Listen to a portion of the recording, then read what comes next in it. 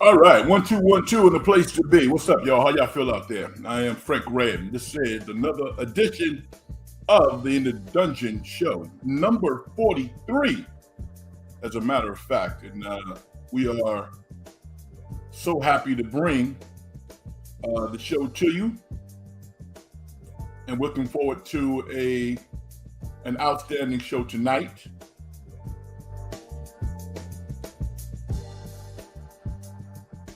A lot of good stuff to talk about. It's never too early to start the hype machine between the Philadelphia Eagles, the 10-1 Eagles, against the 8-3 San Francisco 49ers. They will match wits this week in Philly. Certainly the game of the week in the NFL. And I don't necessarily think that the records indicate how close they are, or how decisive you might think one team is over the other. They're two of the 3 or 4 best teams in all of the NFL. Contrasting styles. Philly can look like a squash-buckling, off the ropes type of football team, but at the end of the day, they find a way to win. The 49ers look like some new wave algorithm that has been created in Mountain View or something like that. I mean, everything is so in sync. The precision of the offense is right on point. You have Brock Purdy back there with the controller in his hands, making sure everything is running exquisitely well. Kyle Shanahan on the sideline is dialing it up.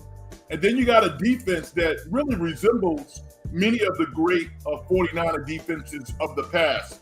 Not the bruising type of football teams that we, if you know your football history, we are accustomed to watching. They get it done, but they're smooth with it. They don't make mistakes. The 49ers have always had great linebackers like Warner, like Greenwald. Defensive linemen who could not only stop the quarterback but also play against the run. They are a complete team, and I'm interested in getting your thoughts about this particular battle. As a football fan, I just want to see a good game. I like individuals. I'm a big fan of Jalen Hurts, excuse me. And if Philly wins, fine. If the 49ers win, then that's good too. But the people that I support, I want to see them play well. I want to see Jalen and Brock Purdy just duel it out. And at the end of the day, it doesn't mean that one player is better than the other necessarily.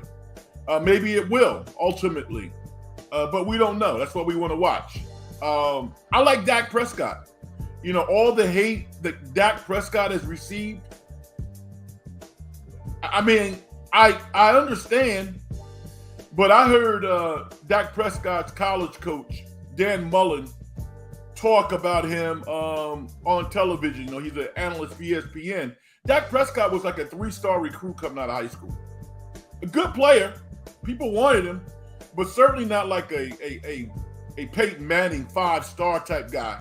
If you look at his skill set, Dak Prescott is a flat-out beast. And this might be the year for the Cowboys. You know what I'm saying? Maybe. But we're going to focus tonight on Philadelphia versus the 49ers. A little closer to home, we're going to talk about tomorrow's matchup between the Golden State Warriors and the Sacramento Kings. The first game that Draymond Green will play after being suspended for 5 games. For the altercation that occurred with the Minnesota Timberwolves, he and Rudy Gobert. So I'm interested in seeing what's going to transpire. I mean, will Draymond's re-emerging into the team make the Warriors have to readjust once again, or will it be seamless? Will Draymond start? I don't know. I haven't heard anything about what Kerr wants to do. Wouldn't surprise me if he started. At the same time, Draymond has come off the bench. So that's going to be interesting. I want to talk a lot about this game because in my mind, Sacramento needs this game more. I mean, it's almost a better look in the big picture for Sacramento to not only advance but possibly win the play-in. That doesn't mean they're going to win tomorrow night, but I think the Warriors have consistently got over on Sacramento. And even with Mike Brown, as good a coach as Mike Brown is, thus far it's been like grasshopper and the master instructor, that being Steve Kerr. Mike Brown needs to get over, and the Kings need to get over. They were close last year, but no cigar. There's so many different parallels that you can draw between these two teams. Literally to the decimal point, Stephen Curry is averaging 29.7 points a game. De'Aaron Fox is averaging 29.7 points per game. So these teams are close. And, Golden One's going to be rocking. It's going to be sold out. And I'm interested to see what transpires because it's going to be a ratings juggernaut. And I'm interested in seeing the younger players, see how they step up and continue their reign because, as I've said before in previous shows, I'm happy with Jonathan Kuminga's ascension and where he is in his career. Dude is playing really good basketball right now. Will he have the occasional mistakes? Yeah, he will. But he's averaging 20 minutes a game, and he's averaging double figures. So,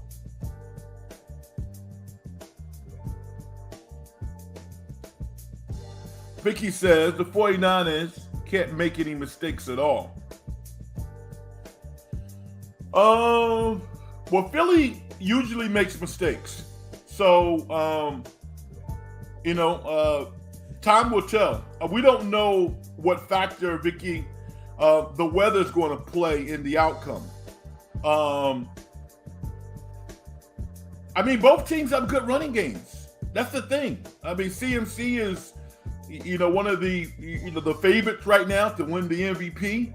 But Swift and Gainwell are a formidable group of running backs. And then you got to throw Jaden Hurst in there. He's a running back. So it's going to be a tough game. It's going to be a tight game. I think Philly is a little better against the run and maybe not as good on the back end. But these two teams are great. It's going to be close. I want to see a close game. It's probably going to come down to quarterbacking play. And Jalen Hurts is amazing because he does things that you just kind of shake your head. You go, why did he do that? Or why did he see that wide receiver? Why did he miss that tight end? But under pressure, he has consistently got the job done. And that was on display yesterday, obviously last night against the Buffalo Bills, who played well enough to win that game. But Billy just knows how to win. So it's going to be interesting to see what transpires next week between the 49ers and the Philadelphia Eagles. I am Frank Red. This is the In the Dungeon program. You got any comments about that particular game? Feel free to step in the comment section and let your thoughts be heard. Riveting television yesterday, and I got to think on Sunday, Vegas and the networks and everybody will be tuned in for what should be a really good battle. One of the things about the play-in game, I was all hyped up about the play-in game, and I generally like it, but I don't like this point differential stuff. Come on. Last week there was a team that shot a layup late in the game, even though the game was in hand. It was the Bulls against somebody else. I think it was Toronto. And I didn't really understand the backstory, but it was because of the point differential. The Warriors got to beat the Kings by 12 if OKC beats Minnesota or Minnesota beats OKC. Can't they find out a way to let these teams advance based off winning games and not differentials? I don't like that. I don't know how you feel about that, but to me, that kind of spoils everything. I've done a deep dive on the Kings. The Kings are 7-3 over their last 10 games. Not by mistake. The De'Aaron Fox has been healthy, and they've started to play better. They're playing good basketball right now. They actually waxed the Minnesota Timberwolves on the road a couple of days ago, and that was impressive because we know how good Minnesota is this year. One of the things, though, that's interesting about the Kings is Keegan Murray, number 4 pick overall last year for the Kings, is averaging around 13 points a game. I think that most thought that he would have a pretty big leap and maybe average somewhere between 17 and 19 a game because he's that good. And when you look at Domantas Sabonis, who's an all-star, De'Aaron Fox, who's an all-star, the Kings need to get another player who is an all-star, who can be an all-star in those primetime moments. And 13 points a game is not going to cut it. Even tomorrow night, they need a third guy to step up. And it isn't because Keegan doesn't have the talent. Now, maybe one of those big-time performances that we're talking about is imminent. But thus far, it hasn't happened. 13 points a game, it's not going to do it. Also, there was a lot of hype surrounding Sasha Vezenkov, European player, talented guy, lefty, about 6'7", 6'8", who the Kings paid a lot of money to bring over here. He's been spotty thus far, averaging around 6 points a game, close to 6 points a game. Has not been a real hit. And I think that they were looking for him to step up and, not be a juggernaut, but certainly be a double-figure scorer, which allowed them to re-sign a guy like Harrison Barnes.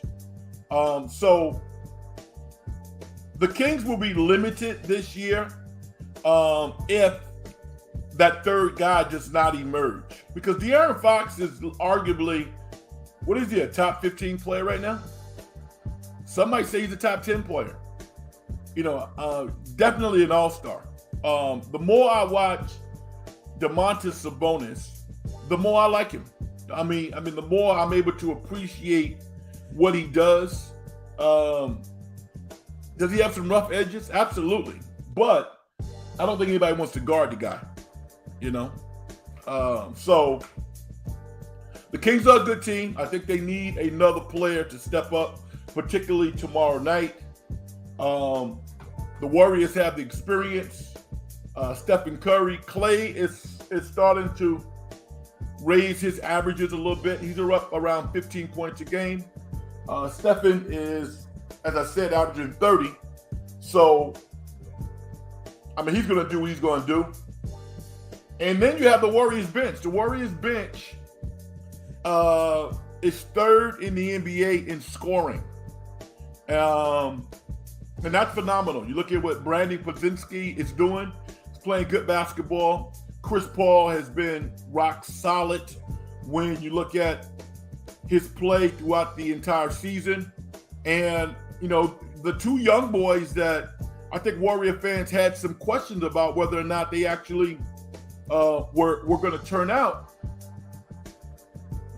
Moses Moody and Jonathan Kuminga are playing good basketball and contributing to success. So it's a toss-up as far as I'm concerned. I don't bet, so I'm not a part of that crowd that's looking to make some money off the game. I just want to see a good basketball game.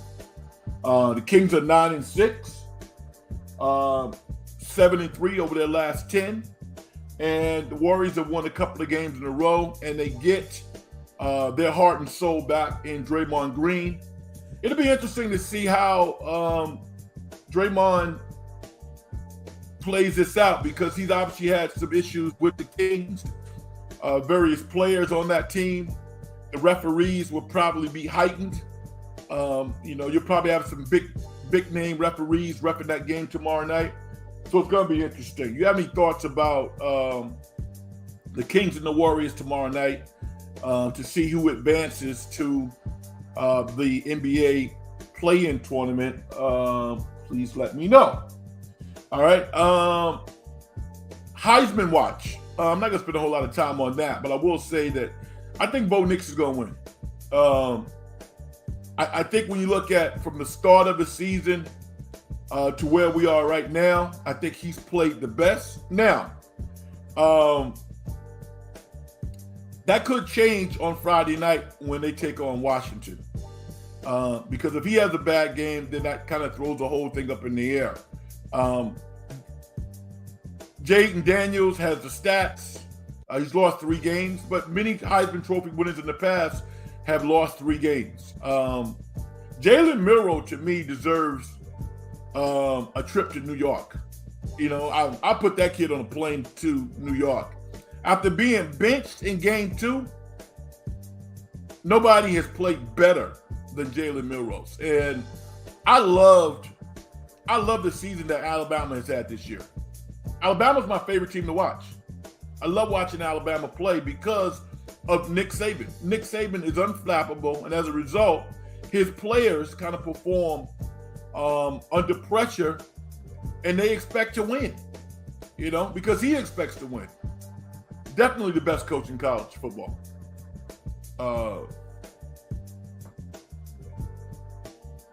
Vicky says, I want the Warriors to walk on the court and know they can win. Draymond can't do anything stupid. Nah, he can't. And what did I think of the Michigan game? The Michigan game went about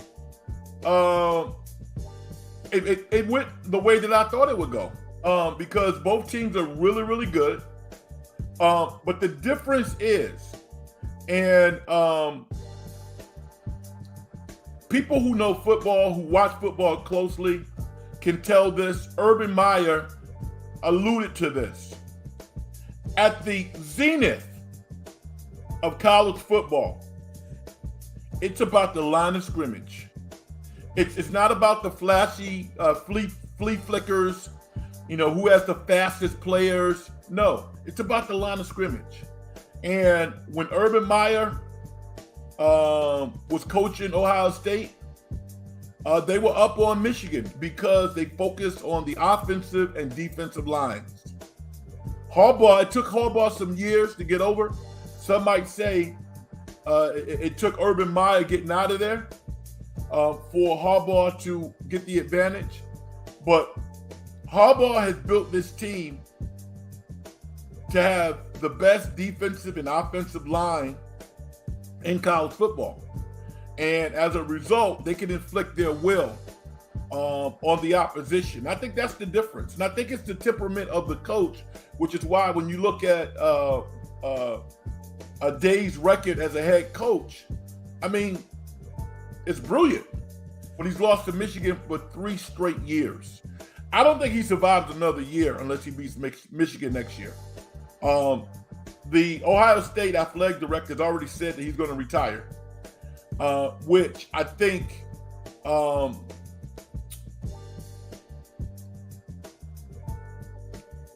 takes the responsibility of firing the guy who he hired. He doesn't want to fire Day because his record is spotless. His record is awesome. He's produced players, run a clean program. But the new AD coming in is not going to have any allegiance today. And if they lose again, he's probably going to get fired. And that's just what it is. That's big-time football. We can call it college, but we know what it is. If you're a college coach and you're making What is he making? $3 to $5 million a year? I mean, come on now. Come on. And yes, Vicky, line of scrimmage in the trenches. Michigan is boastful about it. And they can be boastful because they proved it. They were the tougher team on Saturday. And that's why they won. Because they didn't run the ball all that well. It was tough yards. I mean, Cora had, I believe, over 100, but barely. McCarthy hasn't played exceptional football over the past couple of weeks, but he was tough. He didn't make a whole lot of mistakes. McCord doesn't look like a pro. You know, we're looking at, you know, we're used to looking at Ohio State having pros playing quarterback. C.J. Stroud, Justin Fields. McCord does not look like a pro. Harrison Jr., that guy is a pro, you know. And it's funny because that leads me to my next topic. Vicky says defense wins championships. No doubt. No doubt. Ask Tubby. Ask Smart down in Georgia. Although I think Alabama's going to get him. Although those teams are close, but I think Alabama's going to get him.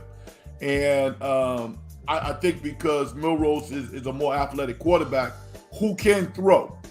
Now, the next thing I want to talk about is the Carolina Panthers. Their owner, David Tepper,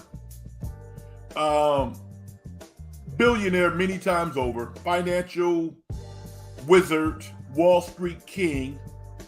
I think he owned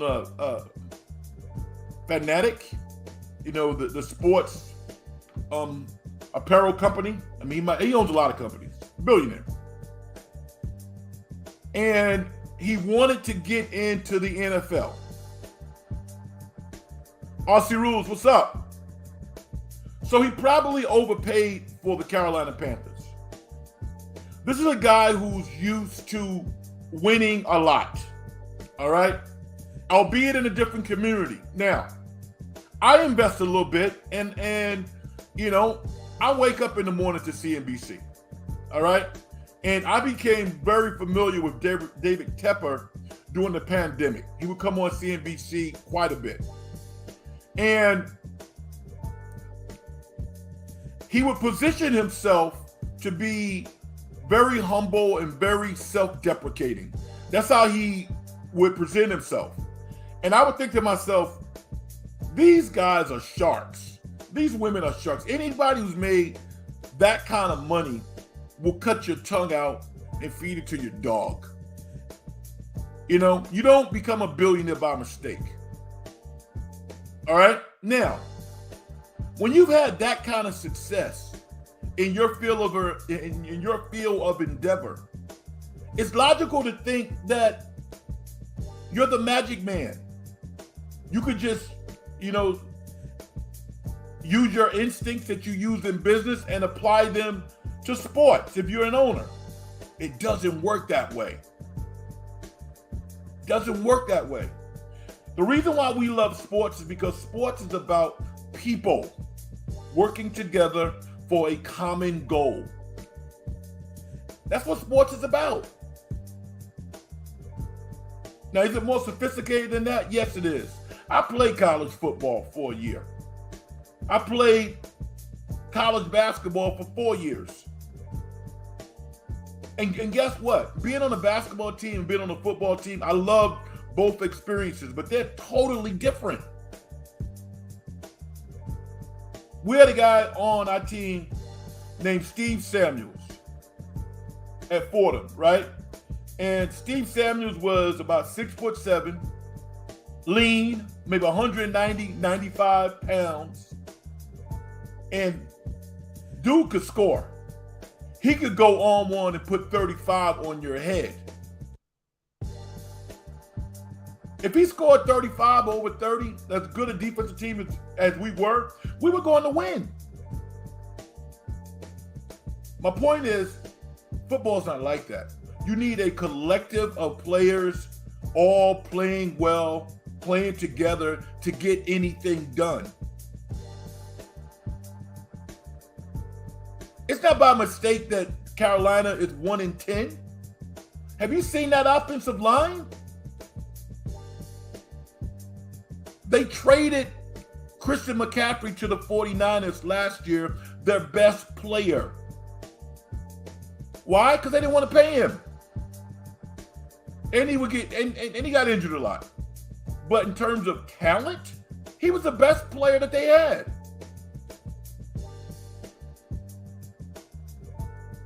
Austin Rules have a comment about NBA ownership.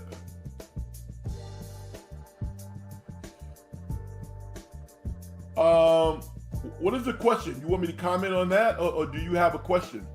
I'm not quite sure where you want me to go with this. Just in general, generally speaking. Okay. Aussie Rules says Steph has indicated his interest to own a team in the future. Don't think I heard whether NBA, MLB, NFL. What do you think? I hope it happens. I mean, it's a good old boy network, man. I mean, listen. You know how many qualified potential owners there are to buy sports franchises? These owners decide who they want to sell to. And I mean, that has to be partly why Mike got the team. I mean, when you consider what Stephen Curry has done for the NBA, I think he deserves it. I can build an argument that LeBron deserves it. And I know a lot of people about to drop their coffee now because they don't like LeBron. LeBron literally, he's been on par with Stephen Curry. Steph has been on par with them in terms of what they have done to really uplift this league. I would love to see it. I think Stephen would probably have to be a minority owner first. The one thing about ownership in sports, most of the time, these owners have had success in other businesses. And I think that's what you want to look for. LeBron has had a lot of success, kind of like picking the right cards. You know, I don't think that he's built a business from the ground up. He'll probably say I'm wrong. But he has aligned himself with winners. And I think that's, ain't nothing wrong with that. A lot of people have made a lot of money by doing that. But I would love to see players get an opportunity to become owners. Samuel, what's up? What's up, OG? Hope your holiday was well. Have you seen the Orlando Magic? Yeah, they look solid, but not sure if they can sustain it. I had a great holiday. Cooked a nice meal for friends. Everything turned out well. I thank my mama for teaching me how to cook, man. I mean, I'm gonna tell you what I made again, just real quick, not bragging, but I baked a lovely chicken with my a rooster, actually, a much bigger chicken. My sister's recipe. I made mac and cheese with prawns, collard greens, stuffing, my mom's recipe, and cornbread, and everything was outstanding, bro. So, what'd you have, Samuel? With regards to Orlando, I'm with you. I'm not quite sold on them yet because I don't know if they can execute in the half court. I know that they play hard for long periods of time. So if you show up against Orlando on the road or at home and you think, yeah, we'll get it together in the second quarter. No, you're down 13-14 because they got ballers on that team. But whether or not they can execute on a high level, I don't know if they're quite ready for that. I love Jalen Suggs. I want Jalen Suggs to be the heir apparent to Stephen Curry. And he's no Stephen Curry, but I just love the way that guy plays. This is the first year that he's really got an opportunity, I think, to really start to draw some parallels to the player that he was at Gonzaga. But I don't think that they quite have enough outside shooting yet. They can drive the basket. They play hard. They play pretty good defense.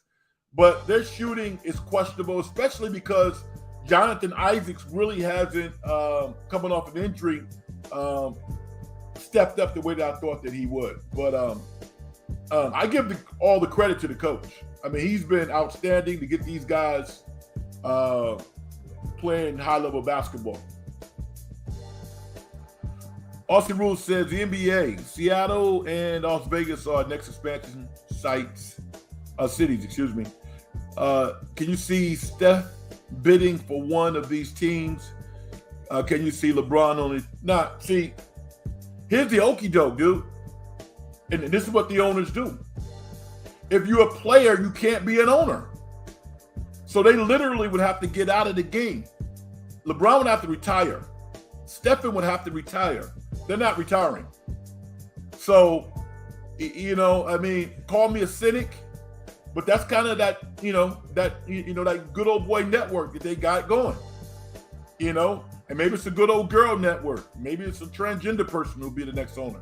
I don't know, but they have these rules in place that inhibit, I think, worthy potential owners from actually participating in what has been an ATM machine over the past 20, 25 years. So, yeah.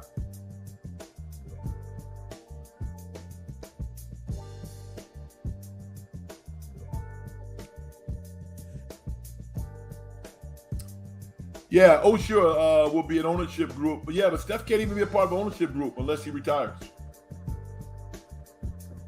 And Vicky says, that's why I wanted players to buy the A's. Yeah. And here's the thing, Vicky, if Major League Baseball was on board, then that could have happened. Dave Stewart has tremendous relationships. I'm sure they could have put together a group, even though individually they're not that rich. But they could have put together a nice group to buy the A's. But Major League Baseball had no interest in that. They wanted to maintain control, keep the members of their club, and that's what happened. That's a tragedy. That's a tragedy. It really is. One of the big sports tragedies, I think. Aussie Rule says, if Steph wants to be part of a group to buy Seattle or Vegas expansion team, Steph might retire soon, the next 2-3 years. You know what? That would be serendipity at its best. But I don't think he's going to do that. I think he loves playing too much. And, Stephen Curry's going to be making in upwards of $60 million a year. If he's 35 now and he can make $60 million for the next 5 years, to put another, what's that? $300 million in his coffers, plus the money that he's making with Under Armour, which is $1 billion business. I think there's a part of Steph that's like, yo, if y'all want me, I'm down. But I'm not going to go hat in hand just to be a part of this and get fleeced. So timing might not be good. But I would love to see him part of an ownership group. Samuel, thank you for acknowledging that. I appreciate you. I'm Ethiopian, so my family had Injera. Ever tried? Heard of it? No, please explain. Please explain. Injera.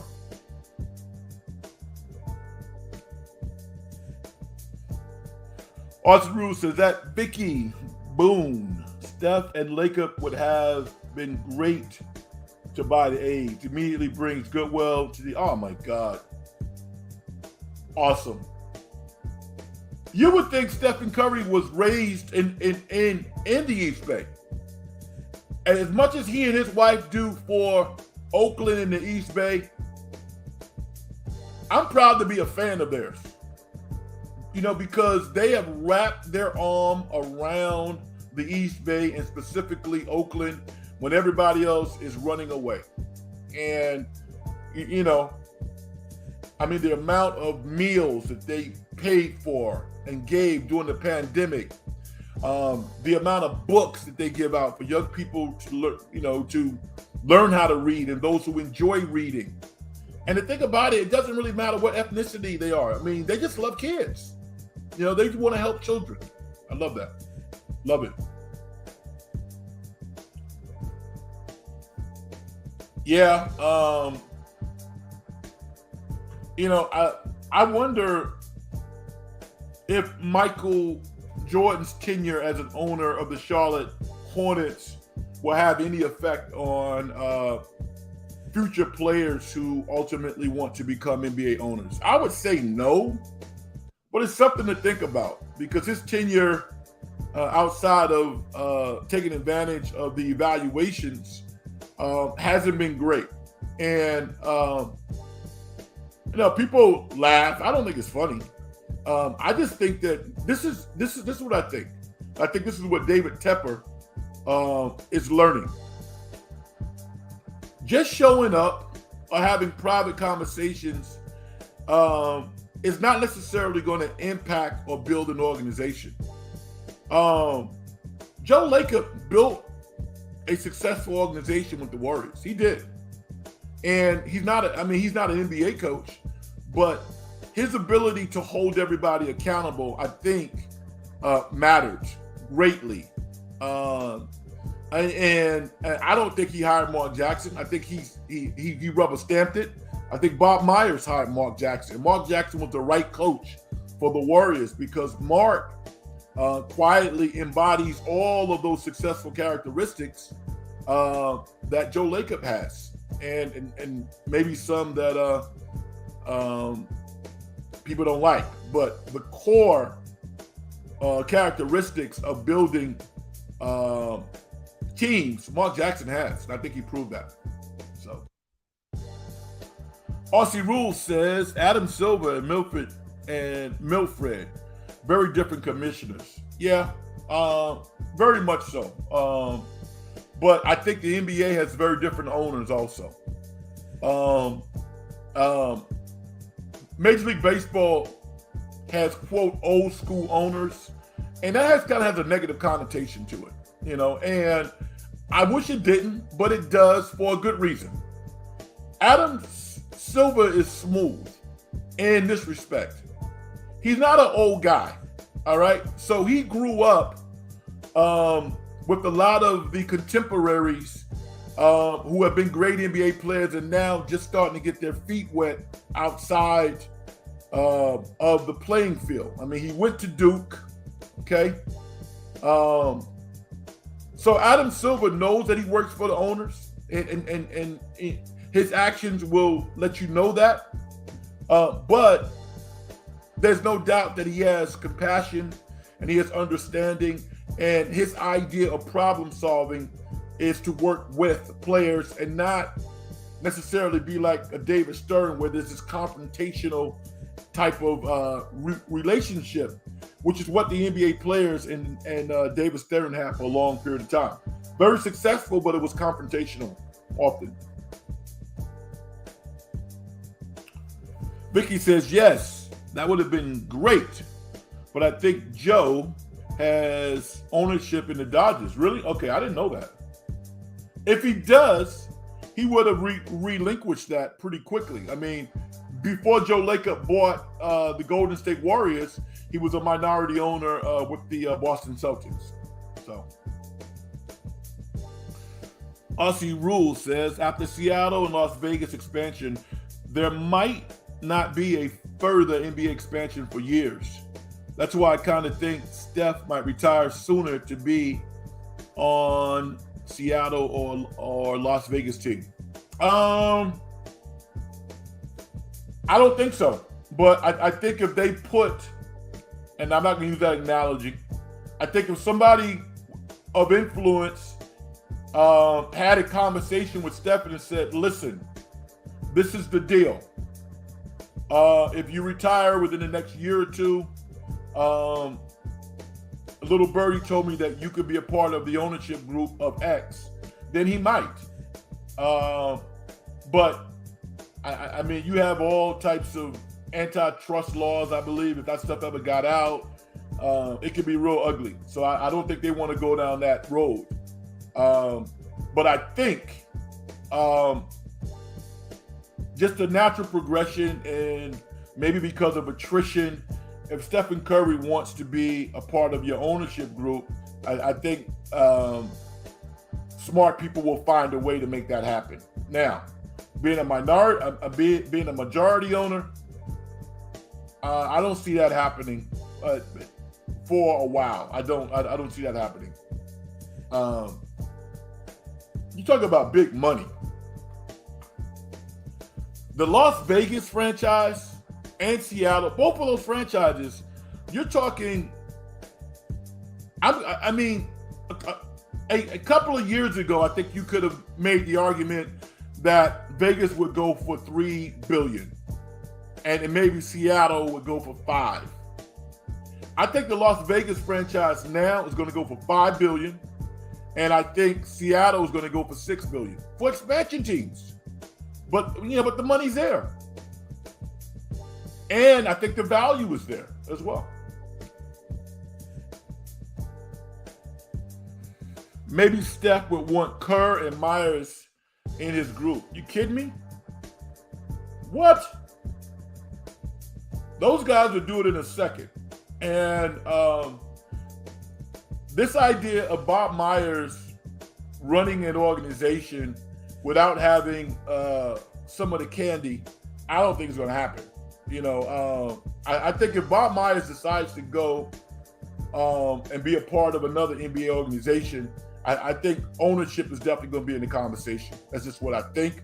I don't have any information, but I think he's earned it. I mean, when Pat Riley left the Knicks to go down to Miami, allegedly that was the deal. I'll run the organization and I'll get a piece of the team. Not far-fetched, actually sound business practice as far as I'm concerned. My guy, Brian Iglesias. What's up, brother? What's up, Frank? A lot of interesting stories surrounding the two Bay Area sports teams.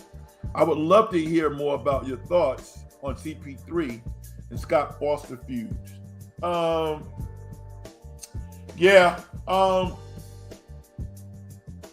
Referees are not perfect people. Players are not perfect people. Tangentially, it appears that maybe Scott Foster had made a comment that was non-related to basketball that is stuck in CP3's craw about his kid or something. Whether or not, I don't know. I wasn't there. But I think when those things happen, anything under the realm of personal, it's hard to get away from that. Scott Foster is an excellent referee. CP3 did egg him along a little bit, but a veteran referee with Scott Foster's pedigree can easily walk away, turn his back and walk away. And so then the next thing that comes out of his mouth doesn't have to be, "That's enough." Because they love to say that, "That's enough," before zinging the player or the coach. It's real simple. It's simple. Walk away. That's all. If he walked away and Chris Paul followed him, that's a different deal. Chris Paul walked over to where Scott Foster was standing, and he stayed there, and they started to engage in conversations. And when Scott Foster heard something he didn't want to hear, then he inflicted his power. So I don't think that there's a victim here. I don't. I think this is something that needs to be addressed by the NBA, because there's probably real issues on both sides. All right? How do you feel about it, Brian? Vicky says, when Steph retires, he might become part owner of the Warriors.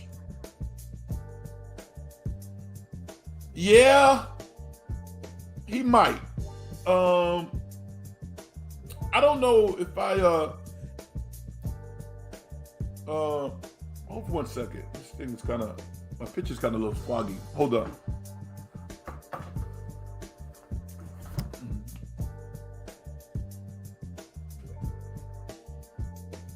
Is that better?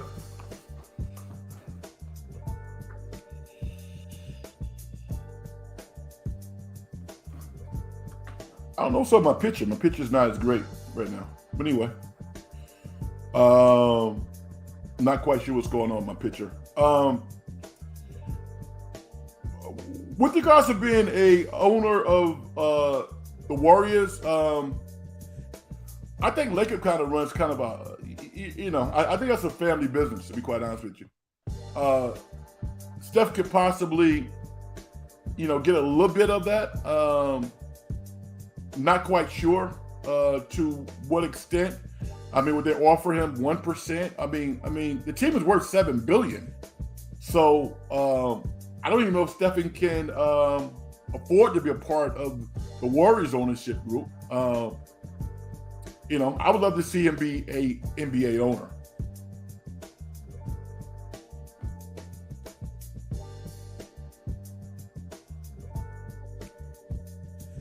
My picture is not great, y'all. I don't know what's up with that, but we'll try to power through it. We're gonna be on for another 14 minutes and now try to work that out. SG, what's up, brother? What's up, man? I was thinking about you this weekend actually because of how well San Jose State football finished the season. I mean, pretty impressive. They're going to be. They're not going to play in the league playoffs, but they're going to go to a bowl game, which is pretty cool. Kings and Warriors matchup. Fox is back. Kings playing well. Draymond is back, but Warriors stumbling. Frank, what's your prediction? It's tight, man. It's really tight between these two teams.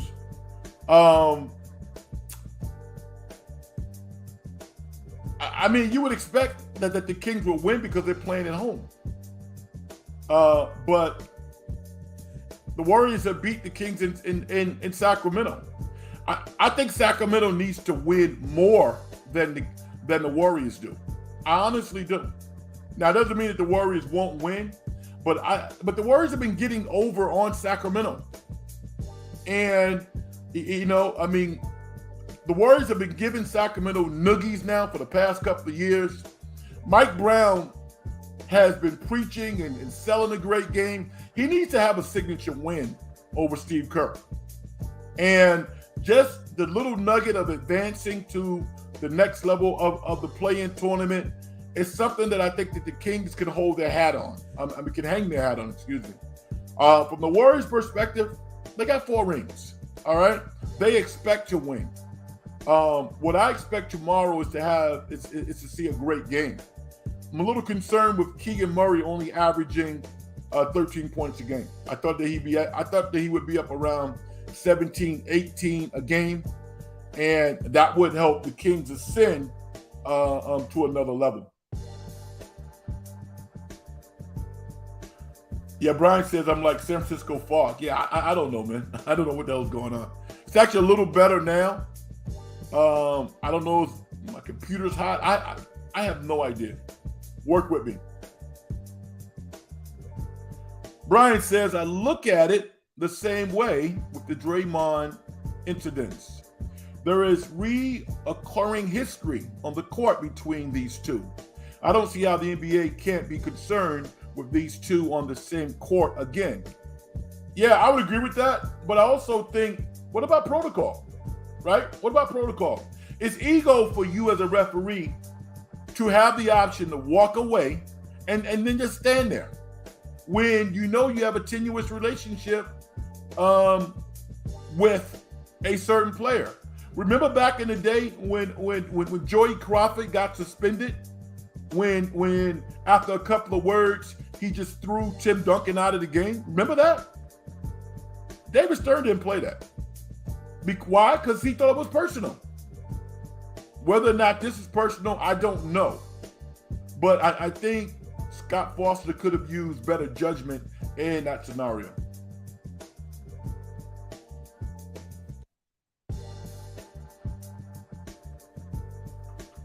Vicky, I forgot, but thank you. Who won your bet with SG? I won. He said San Jose was going to win, 45-10 or something like that? They didn't do that.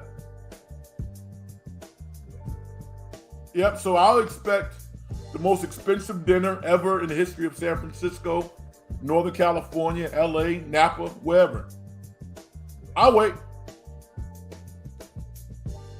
SG says, I'm going to a Saturday Sharks game by myself on Tuesday, December 12th. And I love going to games solo, which is so much more fun. I've been to many Sharks games by myself, actually. And it's fun. I've only gone as a media representative. I have not gone as a fan. But I tell you what, if you work in the media in Northern California, you got it pretty good. Because every organization is excellent. They really are. This is no BS. You know, I haven't covered these teams closely in quite a while. I still do some Warrior stuff on occasion. But the Sharks treat the media like family. I mean, and the spread that they give you, phenomenal. The Giants, awesome. The Warriors, awesome. If you're somebody who wants to work in the media, not many jobs are the better in the world, to be quite honest with you. Because all the organizations are so professional. They really are.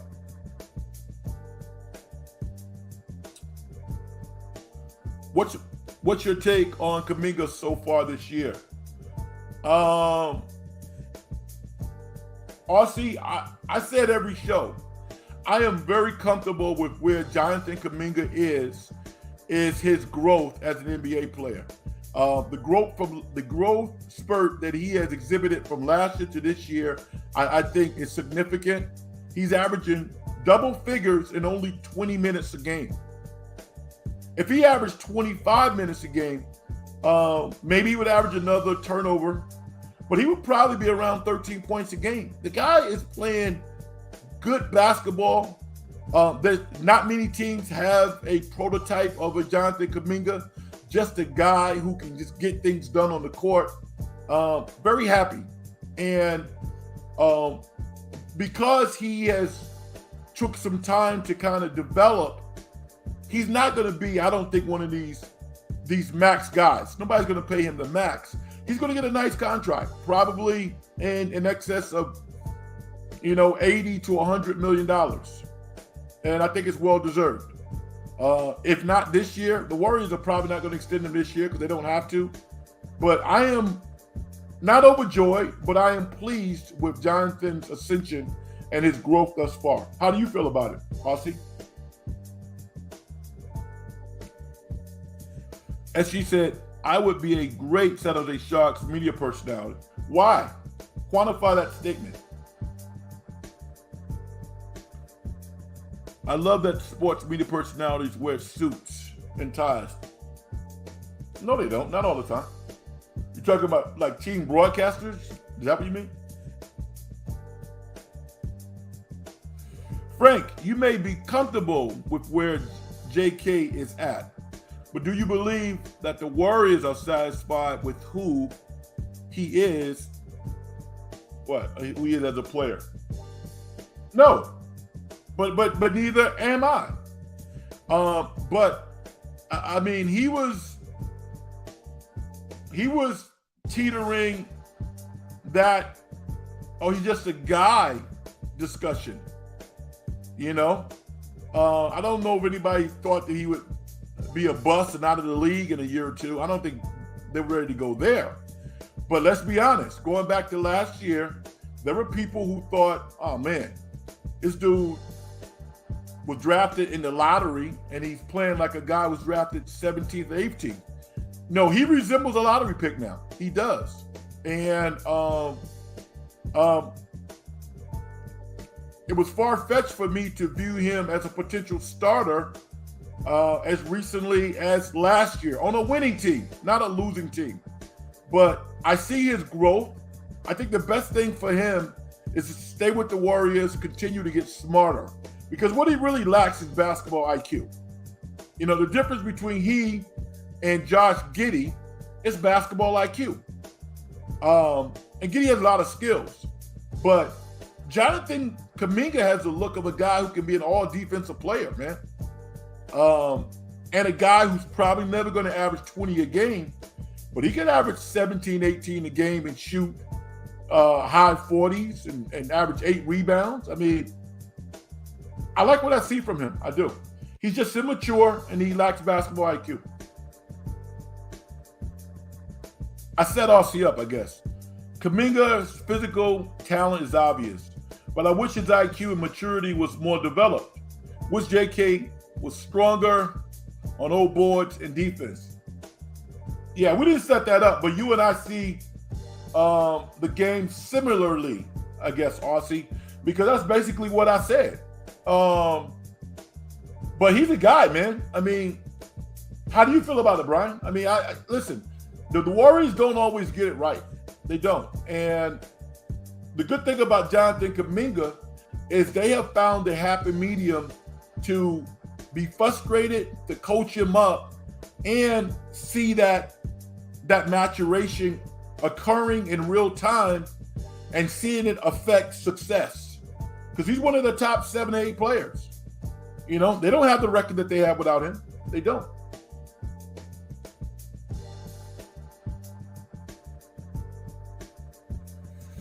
Vicky says the Warriors won't be able to keep JK at that price. What, $100 million? Yes, they will. Yes, they will. Why do you say no? Klay makes $43 million. What do you think Klay's going to make next year if he's a part of the Warriors? 25. Draymond's going to make 25.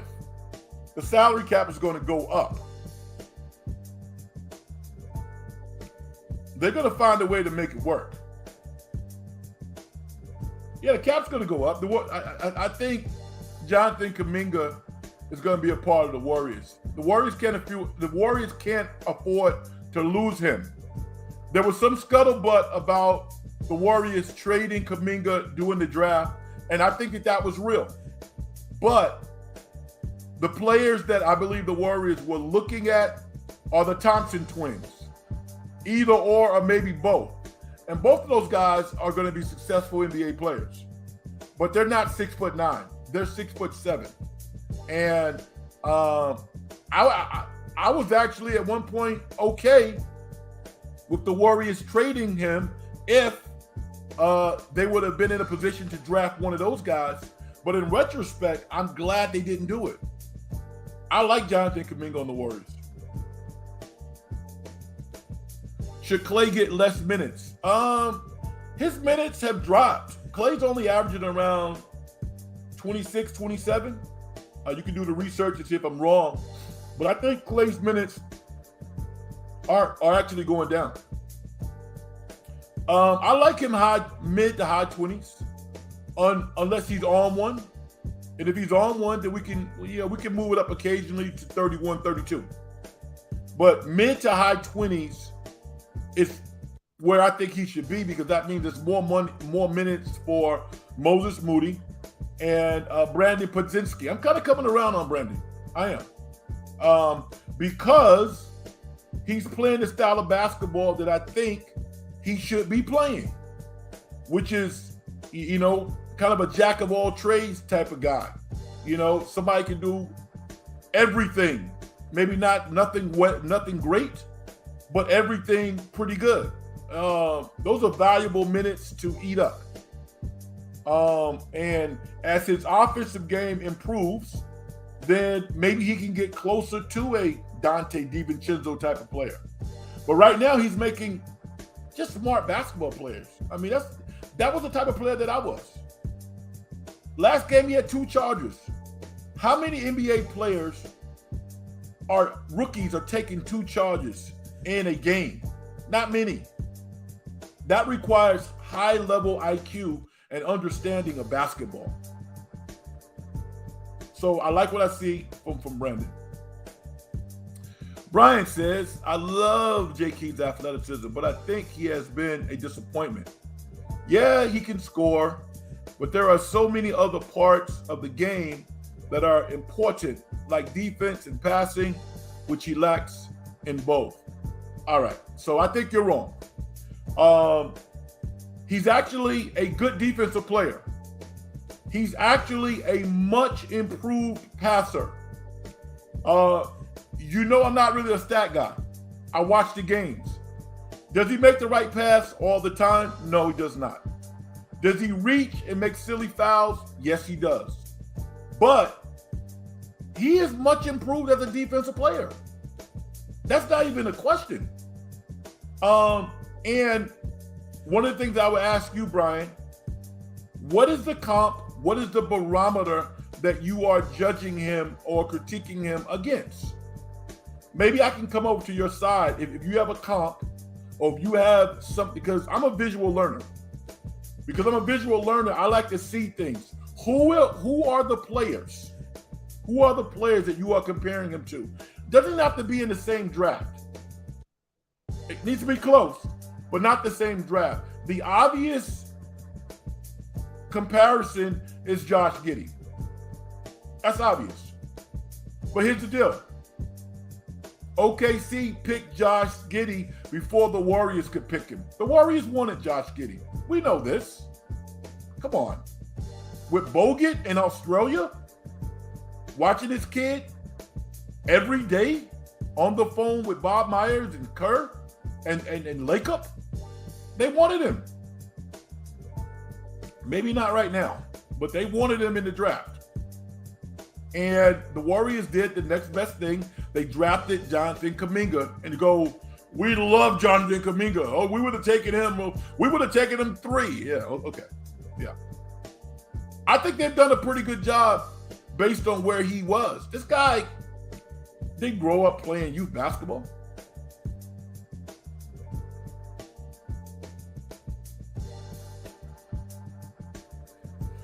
Steph will make at least,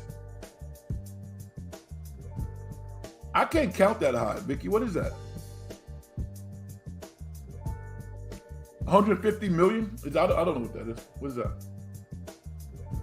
It's a lot of money. SG says, I would love to play for, stop it. I would love to play for the Warriors, and it would be cool if the team made a special uniform for me, which would hang. Why? So they could throw darts at it? So you could put little stains on it? No, I don't think you want that. Come on, man. This is not Peter Pan, man. This is real. You should have grew up shooting 1,000 jump shots a day if you want to play for the Warriors.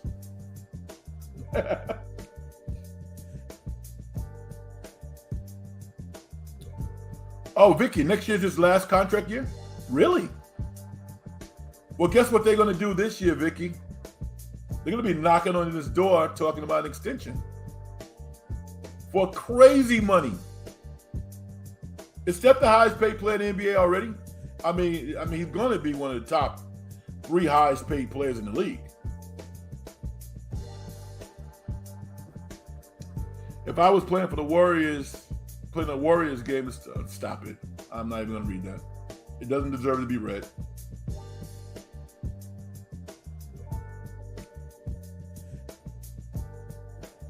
Is that 150 million, Vicky? Are you saying that? I think I can see Steph getting to 75 million, but I think that's about it. I think he's going to tap out at about 75. Not bad. Stephen Curry has a real business with Under Armour. He has a real brand. They are partners. You don't get that kind of love. Dude's gonna make real money with Under Armour. Real money. And because he's so darn smart, You see what he did? He went out and signed the next best point guard in the league, and De'Aaron Fox, to wear his shoes? Unheard of, but brilliant.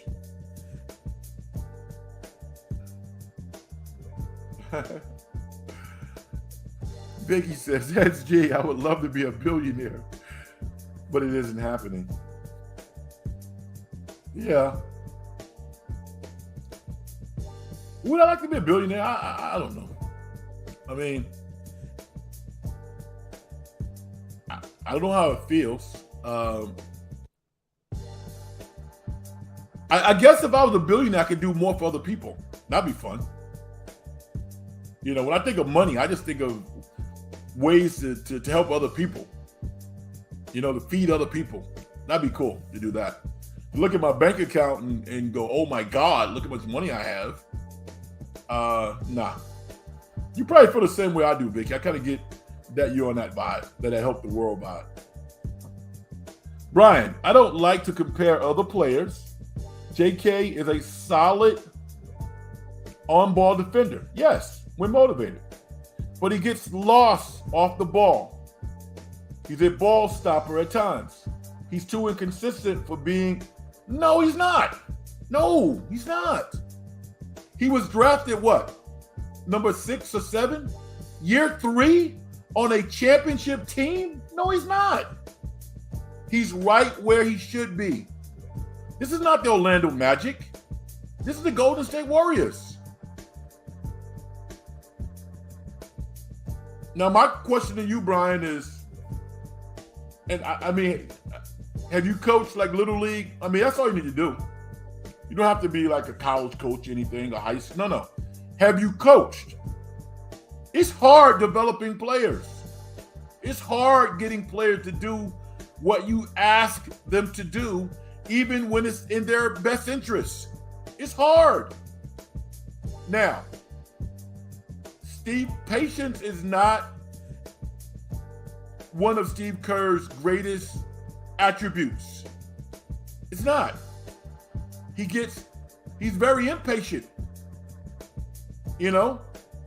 until you cross the Mason-Dixon line. Once you get over that line, yo, man, we good. Yeah, man, we were all good just a week ago. That's how Kerr is. A lot of veteran coaches, successful coaches are like that. When you get that vet label on you, when you get tagged, when you become a made man or woman in the eyes of Steve Kerr, you good. And Jonathan Kuminga he gets invited to the parties now.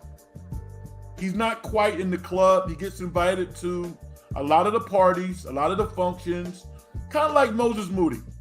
He's not quite a resident, but he's starting to get invited now. And that's just Kerr. I get Kerr. I've had coaches like that. And guess what? When the barometer is chasing a ring, a championship, you can't let things slide. But I want you, Brian, to,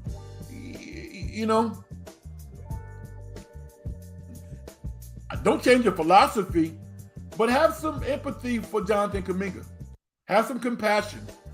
Again, you say you don't like to compare him to people. Don't compare him, but give me a comp. Give me a comp, because I'm looking at basketball just like you are. Who are these players that you think that he should be comparable to? Not named Josh Giddey. Who are these guys? They don't exist. Vicky says, JK didn't play college ball. He is where he should be. I agree with you. SG says, I would create a my player and stop it. I'm not reading that. No, man. Aussie says, are you a fan of college one and done? I'm not. I'd rather have college players stay 3-4 years of college before entering the NBA.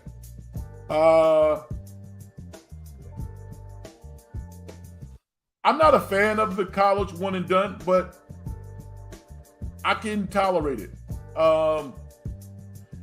Having guys stay 3-4 years in college in 2023 when professional organizations are worth billions of dollars, no. So there's a happy medium there. RC, I would love to get your explanation because some players are just ready.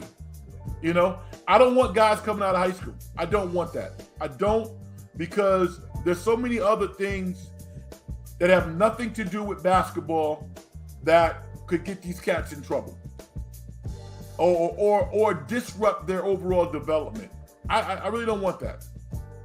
One and done, you get either a year of life skills. I would prefer to go to college to ingratiate themselves into universities and have the experience of going to college and ultimately maybe entice them to go back to college and graduate. Because I think graduating from college, while it doesn't make you Superman or woman, it does require that you complete a pretty challenging task.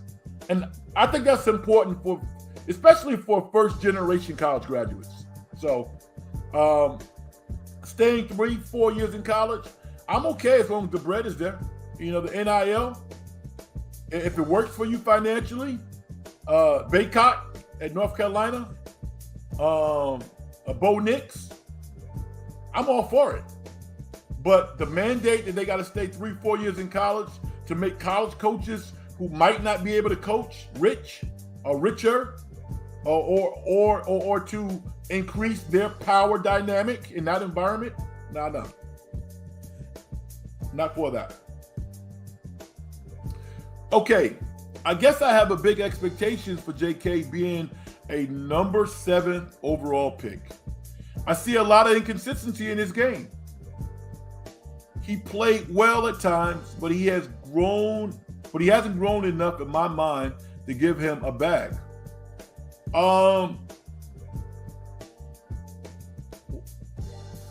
Again, what are you comparing it to? I mean, first of all, you gotta look at the NBA from different perspectives. Those are leg and man hours.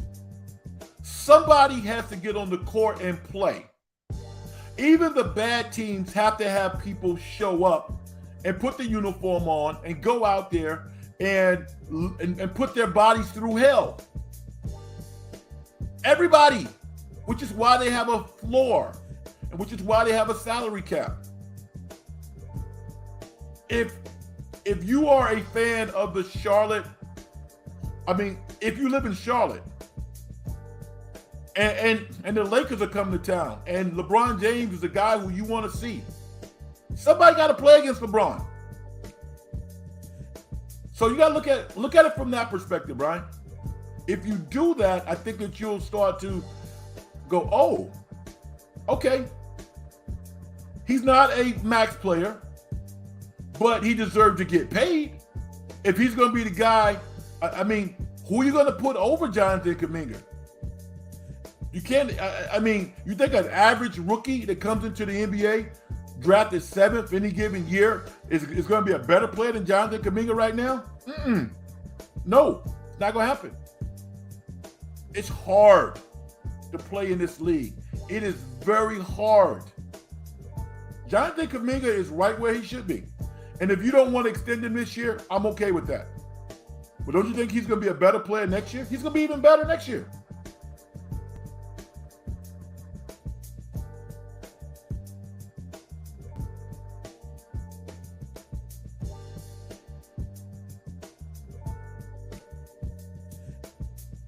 Sorry.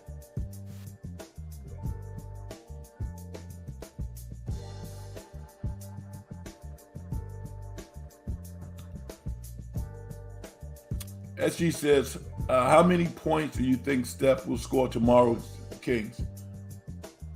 I'm going to say 35. Aussie says, 2 to 3 years of college gives players time to develop skills and mature. College practice is demanding during the season, unlike NBA. which only has shoot-arounds during season, can develop without practice. Some teams practice. That's kind of the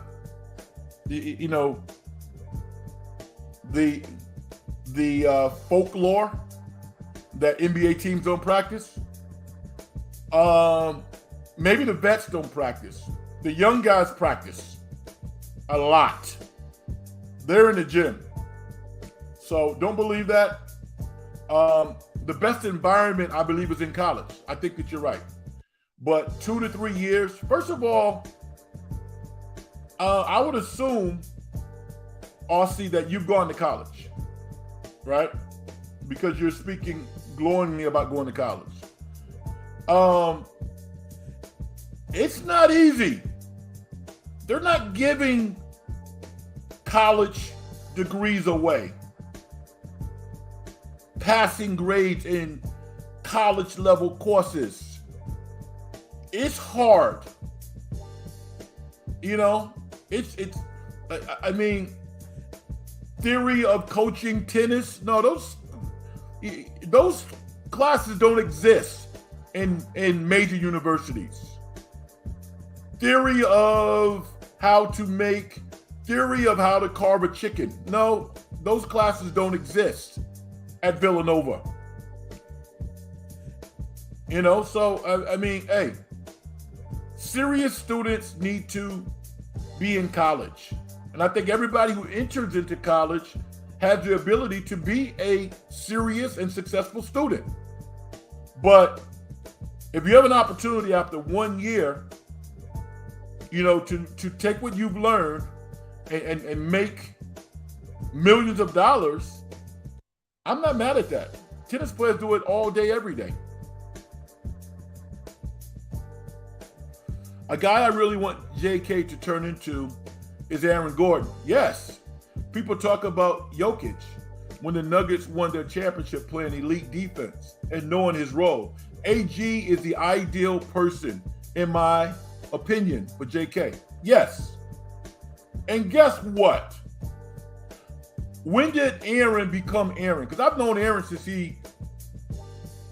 I met Aaron when he was like 12 years old. I know his agent. I did camps with his brother. And he is the perfect prototype of what JK could ultimately be. But guess what? Aaron Gordon didn't become Aaron Gordon until year 6. Definitely year 6. Aaron has been in the league now for like 8 or 9 years. Now, do the research and maybe tell me it's 7 or 8. But this is Kuminga's 3rd year. Did you see Aaron Gordon as a 3rd-year player on the Orlando Magic? He's not the player he is right now. Not even close. A lot of empty buckets, a lot of losses. Instinctively, he was a better player because he went to a better high school. Played for the Soldiers throughout his AAU career. This guy has been really trained to be what he is, and it still didn't happen until after year 5 or 6. Do the research. Big fan of Aaron. Great family. But why are people comparing him to the next? Please. What? Who? Who's doing that? Nobody with a brain. Comparing Kuminga to the next Giannis? What? Come on, man. Remember that football take on ESPN? Come on, man. Come on, man. I'm not paying any residuals for that. SG, the Philadelphia Eagles will be facing retribution on Sunday, December 3rd, after defeating the San Francisco 49ers in the NFC Championship game. You hope. I'm going to put this up there again, Brian. This is laughable. But why are people comparing him to the next Kawhi or Giannis? Or Giannis or please. What? These guys are Hall of Famers. I haven't heard anybody compare Kuminga to a Hall of Famer. I haven't heard that. If somebody said that to me, I would respectfully walk away.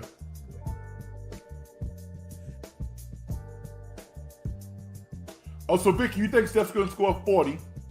SG, you think 45? Barry, a baller. What up, Big Frank? Barry, a baller is crushing it right now. You guys probably already subscribed to Barry, a baller. But he got really, really good content out there. Baller, you don't need my endorsement. I know that, man. I know you don't. You're crushing it right now. Thanks for stepping in the dungeon. I appreciate you, brother. Can't wait to chop it up with you again. SG, I'm going with the San Francisco 49ers over the Philadelphia Eagles. 27-24. I like that score. On a game-winning field goal by Jake Moody from Lincoln Financial Field. Also, you know what? That's one of the best comments that you've had since you have been contributing to the show.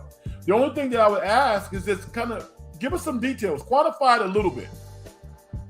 It's a nice score, logical, but why? What's going to happen? Is Ayuk going to shake loose? Is it going to be CMC going off? You see Debo getting loose over the middle. You see Philly turning the ball over, pick six. What do you think? Create a picture so I can see it, so I can go, yeah, I get there. Aussie says, some Kuminga moves and Sky to Hoop reminds me of MJ. Yeah, I mean, he's a freak athlete. He is a freak athlete. One of the top 10 athletes in the NBA. That's not hyperbole. Name 9 guys who are more athletic than Jonathan Kuminga. I'll wait. So his upside, man, is pretty darn high. And he might never make an All-Star team. And I'm okay with that. Because I'm looking at consistency. You know who never made an All-Star team? Rod Strickland. One of the best point guards in the history of the NBA. Rod Strickland never made an NBA All-Star game. It doesn't happen for everybody. Just be good. Win a lot of games. Be a Shane Battier. I'm not comparing him to Shane Battier. I'm talking about a guy who won a lot of games, who, if you just look at him individually, doesn't set the world on fire. But people who know about winning love Shane Battier. He had a phenomenal career.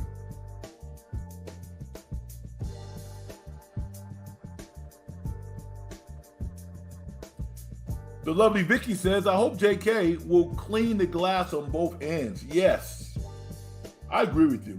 Why not be the best offensive rebounder in the league? He does watch the ball too much, and I just want him to be more accountable defensively. Stop making silly fouls. He should not be making those fouls that he makes now in year 3. That should not be happening.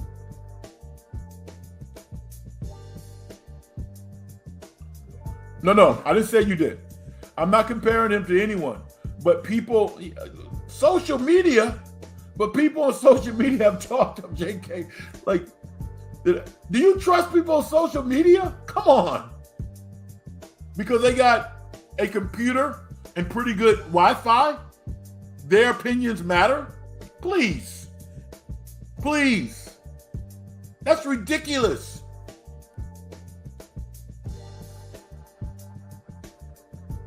Brian, I respect your opinion more than some people get paid to talk about sports. I mean, I've been talking sports with you now for over a year. You make some very good points. Logical, intelligent. Some of the most idiotic comments that you hear about sports and other things come off the internet and sometimes television. Just because of their personalities. And in the same breath, sometimes it's brilliant commentary. But the fact that somebody has something to say on the internet, nah. They should show and prove. They should validate their points, just like I should validate mine. If I say something that's outlandish, that's crazy, you should be like, Red, you are on some BS. I'm going to call you out on that. And I have to respond. People on the internet compare. What? Please. I want Kuminga to be like a Gerald Wallace or a Sean Marion. Ball, I like it. But here's the deal. Gerald Wallace never really won. Sean, if I think the best comp that I've heard so far is Sean Marion. And I'm giving you all the credit for it. Brian Iglesias, that's the comp. Sean Marion is the comp. By year 7, Sean Marion was the guy that we came to admire. Now, Sean Marion might be a little too old for you. I don't know if you've actually seen him play a lot. I have no idea. But Jonathan Kuminga could be Sean Marion. That's not a stretch. And I think Sean Marion might have made one all-star game in his career. Ball, that was excellent.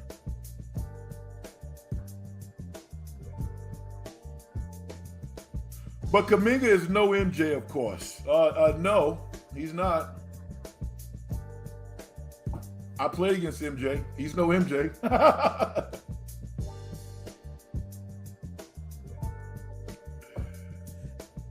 Barry Baller giving Brian some love. Brian is awesome. And what up to Shadal? Oh, yeah. Man, this has been a cool show. It really has. I mean, I remember when I was working for like a commercial radio station, I literally could blow through 2 hours like nothing. And I was playing music and had commercials and stuff like that. We just did 90 minutes. It seemed like a blur. I love it. I love it. Brian says, I trust credited media members who cover sports. I'm not talking about fake accounts, Frank. He doesn't care about anything but scoring. And that's why I believe Kerr doesn't trust him. I disagree with you. I disagree. Look at his. Yeah, listen. What is his shooting percentage? The guy is shooting over 75% from the free throw line now. He didn't do that last year.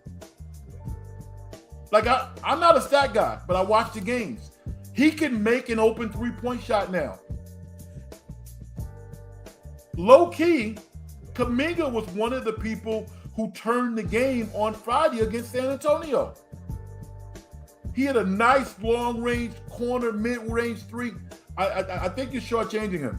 And I think he's going to prove you wrong. He's averaging double figures, and he's only playing 20 minutes a game, and he has to be shooting. What is his field goal percentage? I don't know what it is. I would assume it's 45 to 46%. And I would assume that his three-point shooting is probably over 30%. Tell me I'm wrong. I would love to see those numbers down. I don't know what they are. But if he only cared about scoring, he would not be playing 20 minutes a game for Steve Kerr. And also, let's take a look at when is he playing. There are some games this year in which he played in the fourth quarter, third quarter. So he's not gobbling up just like meaningless minutes. Kuminga is playing some valuable minutes. And I think at some point this year, he's probably going to start some games if he hasn't started some games already. Mark Graves of the house at SG Sports Channel. Did you pay Frank your side of the bet? See, I'm not gonna bring it up. I got people repping for me. I appreciate y'all. Yeah, man. I'm waiting. Christmas is coming up. It'd be nice. It'd be nice for somebody to actually be honorable and do what they say they're gonna do. That'd be nice.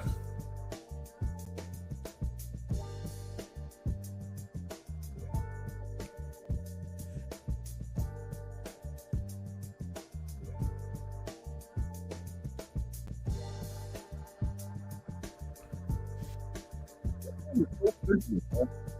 It's, the interface I'm using is so sensitive. It really is. I got really big fingers, really big hands. So if I touch something, geez, I'll swallow it. So I have to be careful.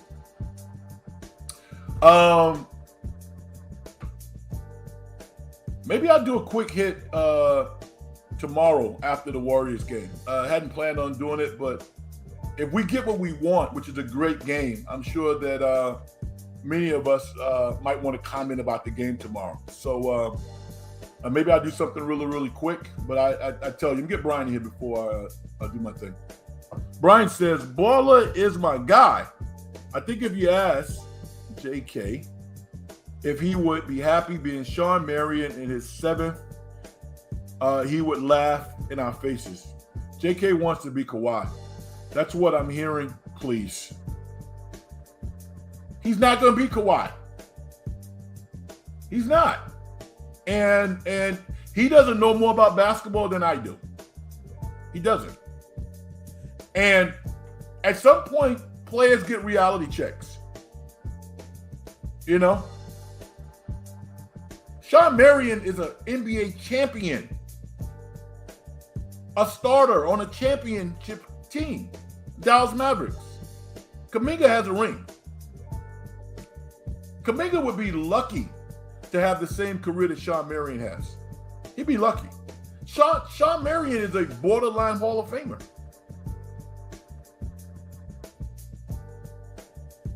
Take care, Frank. I hope you do come on tomorrow. All right, let me do my thing, get out of here. I thank everybody out there for participating tonight. This show has been a lot of fun, a lot of participation. And I love going back and forth with intelligent people who have original thoughts and ideas and opinions and can back it up with thought. That's what the In the Dungeon show is about. All right? Call me on, like I said, call me on whatever you think I need to be called on, and it's all good. Also, if you're listening for the first time, you have not subscribed to the channel, and you like it, then hit the like button and subscribe. We'll appreciate it. If not, then, tune in next time. All right? All right, I'm doing my thing and get out of here. Success in getting paid is a manifestation of the whole process. If you as an individual don't do things to help other people make their lives better, as far as I'm concerned, you haven't done nothing. I apologize for some of the challenges we've had broadcasting tonight, but try to do better tomorrow. All right? Peace.